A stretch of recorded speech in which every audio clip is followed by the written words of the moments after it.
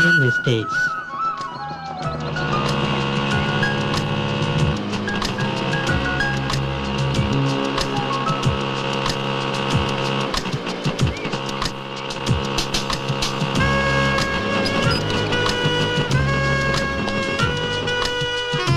Hello, ഒരു courier ഉണ്ട്.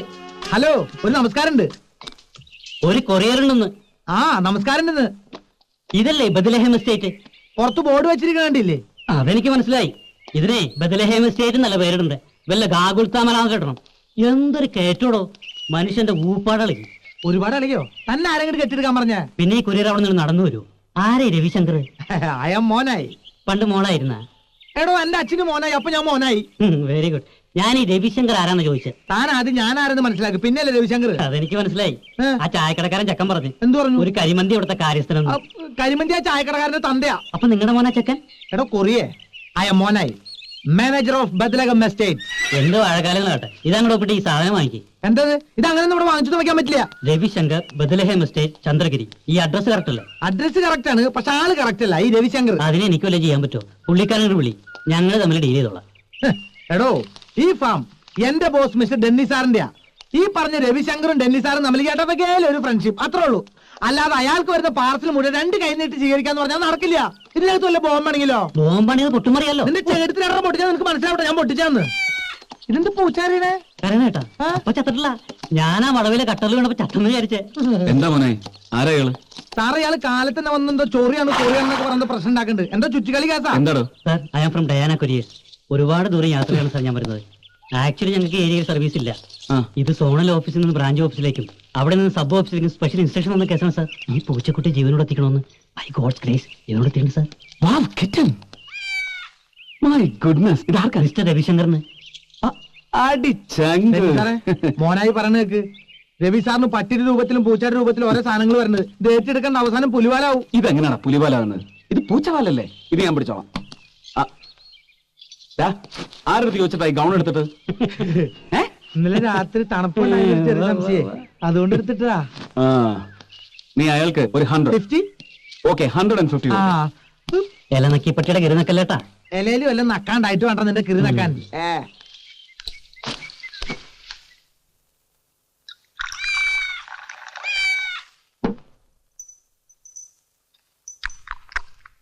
എവിടെ നിന്നു വന്നു നീ, എവിടേക്കു പോന്നു നീ? ഇതാണോ? എന്താ വല്ല ഫേസ് കട്ട് ഫീൽ ചെയ്യുന്നുണ്ടോ? ആഹാ, നിന്റെ അതേ മുഖച്ചായ. ഇതിപ്പോ എവിടെ നിന്ന് ചാടി? നിനക്കൊരു ഐഡിയ ഇല്ല? അയച്ചാളുടെ പ്രൊമോട്ടേഴ്സ് പെട്ടിപ്പുറത്തുണ്ടാവുമല്ലോ. ആ, പെട്ടിപ്പുറത്തുനിന്ന് ഒരു പട്ടി കടിച്ചെടുത്തുണ്ട് പോയി. മക്കളെ, നിന്റെ ഒരു ഫോട്ടോ എനിക്ക് കിട്ടൂടാ. ഫ്രെയിം ചെയ്ത് വീട്ടിൽ കെട്ടിത്തൂക്കാനാ. ഞാൻ ചിരിച്ചോണ്ടിരിക്കുന്ന ബ്ലാക്ക് ആൻഡ് വൈറ്റ് ഫോട്ടോ മതി. ബ്ലാക്ക് ആൻഡ് വൈറ്റ് തന്നെ വേണം, എന്നാലേ ക്ലിയർ ആയിട്ട് തന്നെ കാണാൻ പറ്റും. നീ ടെൻഷൻ അടിക്കാടാ, ആരെങ്കിലും ഫൂളാക്കാൻ ചെയ്താവും. സാർ, ഈ മെയ് മാസത്തിൽ ഏപ്രിൽ ഫുൾ ഉണ്ടോ? ഏയ്, ഏപ്രിൽ ഫൂളിന് ജൂൺ മാസത്തിലല്ലേ ഉള്ളൂ. പോയി ബ്രേക്ക്ഫാസ്റ്റ് എടുത്ത് വെക്കടാ. ഈ പ്രശ്നം ഞങ്ങൾ കൈകാര്യം ചെയ്യலாம். താങ്ക്സ്. ഓ ചങ്കുവേ, സത്യം പറ, വല്ല റൊമാൻറ്റിക് ലൈനും ആണോ? വല്ല ദൂതും? ഹംസത്തിന് പകരം പൂച്ച ദൂത്. പിന്നെ ഹംസത്തിന്റെ കാര്യം പറഞ്ഞപ്പോൾ ഞാൻ ഒരു കാര്യം ആലോചിച്ച. ഉച്ചയ്ക്ക് തിന്നാൻ ചിക്കൻ വേണമെങ്കിൽ പോയി മേടിച്ചോണ്ട് വരണം.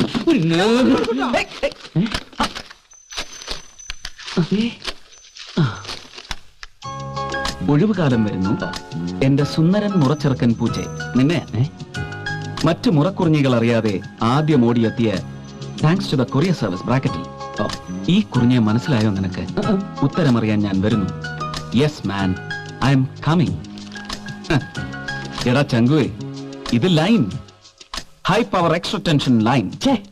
എന്നാലും ഏത് കുരിശാടത്? ഞാൻ വരുന്നു, ഒഴിവുകാലം. എങ്ങോട്ട് വരുന്ന കാര്യം എനിക്കൊന്നും മനസ്സിലാകുന്നില്ല. നിനക്ക് എത്ര അമ്മാമാരാ? 5. അവർക്കെല്ലാവർക്കും കൂടെ എത്ര പെൺമക്കളാ? 12. അതിലൊരു 5 എണ്ണം വലുതാ. എന്ന് വെച്ചാ കെട്ടുപ്രായം എത്തിയത്. അതിലൊരുത്തി നിന്നെ പ്രേമിക്കുന്നു. നീ അറിഞ്ഞോ അറിയാതെ? എനിക്കൊരു പുല്ലുമില്ല, എനിക്ക് ആരോടൊരു പ്രേമവും ഇല്ല. ഇതൊക്കെ ആ പിള്ളേരുടെ വെറുതെ ഒരു വട്ട്. അത് നമുക്ക് പിന്നീട് സംസാരിക്കാം. ഇതിൽ വല്ല ക്ലൂവും കാണും. പ്രേമത്തിന് പറ്റിയ ഏറ്റവും നല്ല സിമ്പലാണ് പൂച്ച. ഒരു തരം കണ്ണടച്ച് പാലുകുടിക്കലാണല്ലോ ഇതിന്റെ ആദ്യത്തെ സ്റ്റേജ്. ചൈന ഭാഷയാ. പെണ്ണ് ചിലപ്പോ ചൈനക്കാരി ആയിരിക്കോ? ഇതല്ലടാ കാസറ്റ് ഒരുങ്ങിയതാ.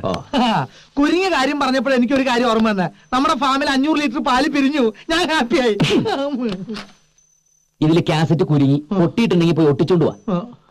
ഞാൻ പോട്ടെ. ഇതെന്തില്ല? ഈ കോപ്പ് നീയല്ലേ വാങ്ങിക്കൊണ്ടുവന്നത്? അതിനാ. അടിക്കാനുള്ള 2 സൈഡ് അടിച്ചുല്ലേ? ഇത് ശരിയാക്കാൻ പറ്റുമെന്ന് ഞാൻ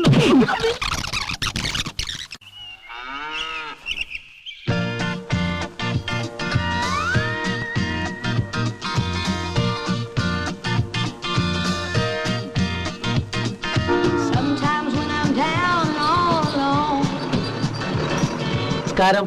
സ്കാരം? ഓ നമസ്കാരം. നമസ്കാരം. മുതലാളി ഒന്ന് കാണാൻ വന്ന അവിടെ ഇല്ലേ? മുതലാളി എന്താ കാര്യം?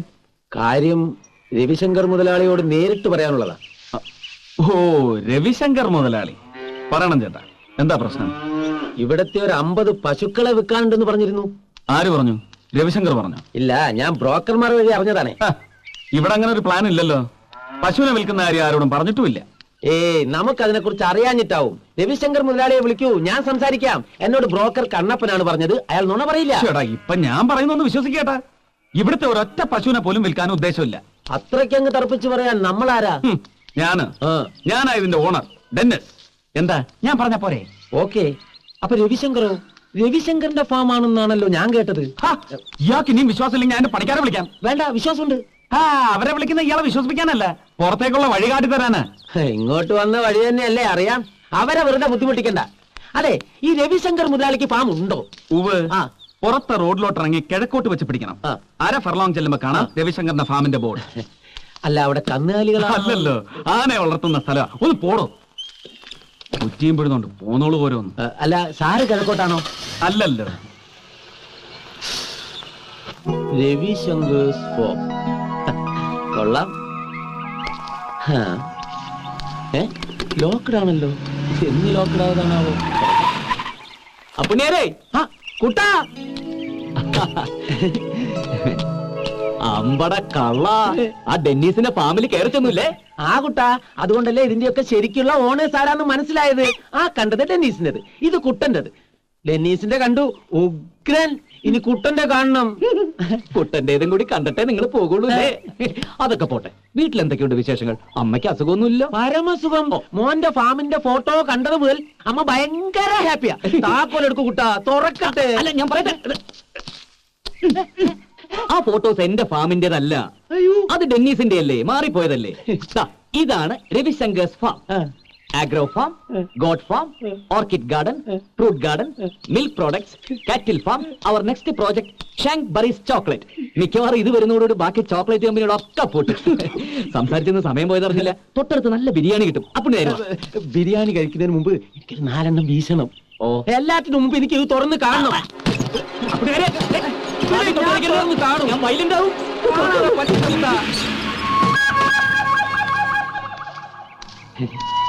ആഹാ, ബ്യൂട്ടിഫുൾ. വെറും 3 വർഷം കൊണ്ട് ഇതൊക്കെ എങ്ങനെ ഉണ്ടാക്കി എടുത്ത് എന്റെ കൂട്ടാ. ശവത്തേല് ബ്ലേഡ് വെച്ച് കീറില്ല എന്റെ നായരെ. നാട്ടിൽ എനിക്കൊരു പേരുണ്ട്, CID അപ്പുണ്ണീന്ന്.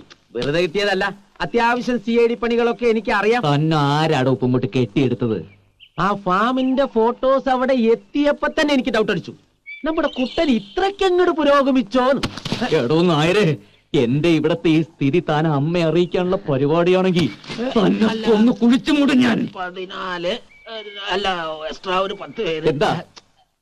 എന്താണോ താനി എണ്ണുന്നത്? അല്ല, 14 അല്ല, 24 അല്ല, 74 ആയാലും അതിനുള്ള സൗകര്യം ഉണ്ടല്ലോ. അങ്ങനെ പരന്ന് കിടക്കല്ലേ.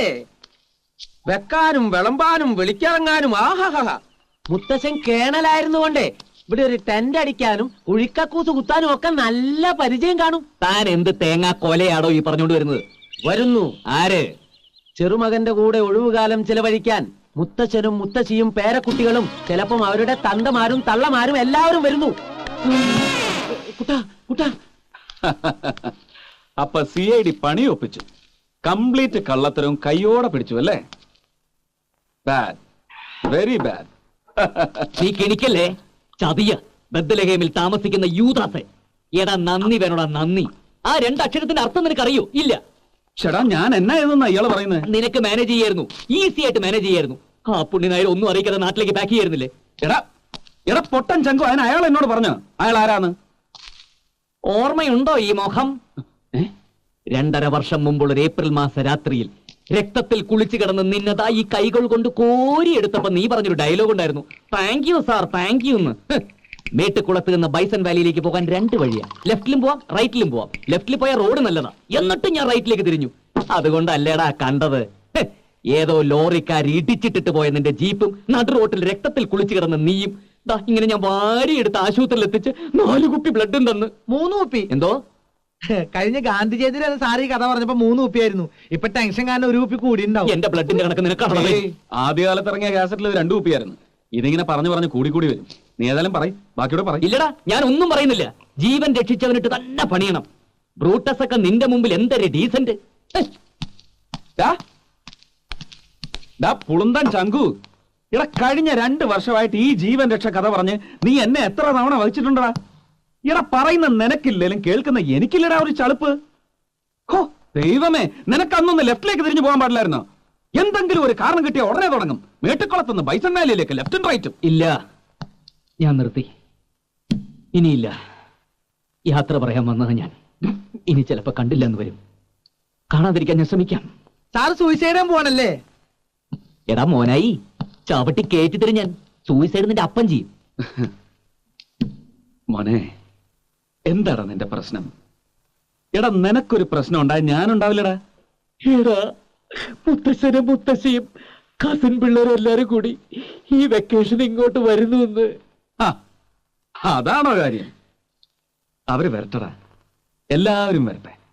എന്നിട്ട് അവർക്ക് ഇവിടെ മതി വരും വരെ ഇവിടെ താമസിക്കട്ടെ.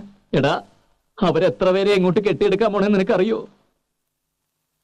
നീ ഭാഗ്യവാനാടാ.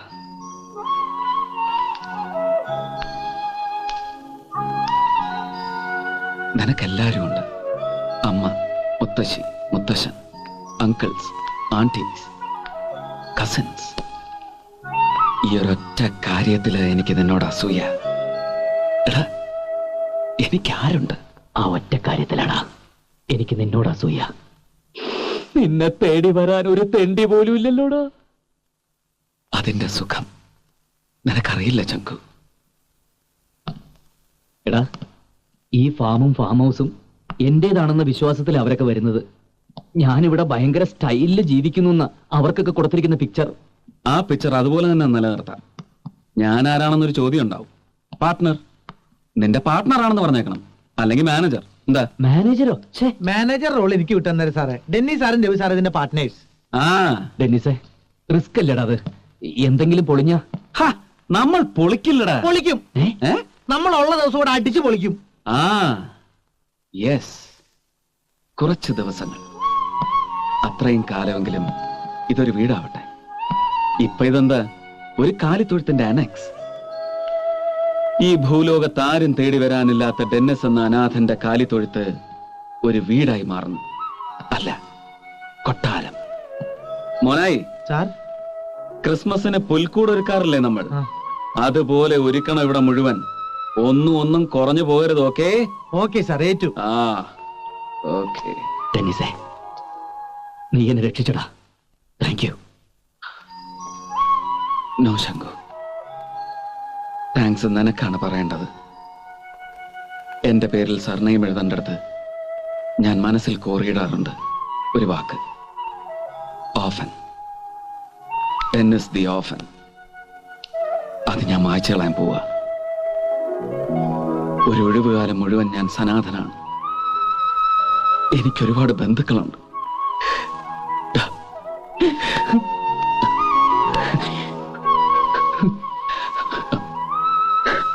പിന്നെ ചങ്കു, മറ്റൊന്നുകൂടി നമ്മൾ മറന്നു. പൂച്ച. പൂച്ചേ? പൂച്ചയെ ദൂതായി അയച്ചവൾ എവിടെയോ മറഞ്ഞിരുന്ന് നിന്നെ സ്നേഹിക്കുന്ന നിന്റെ മുറപ്പെണ്ണ്. അവളും വരുന്നു. അതെ, അവൾക്കും സ്വാഗതം. ചുവന്ന പരവതാനി വിരിച്ച സ്വാഗതം.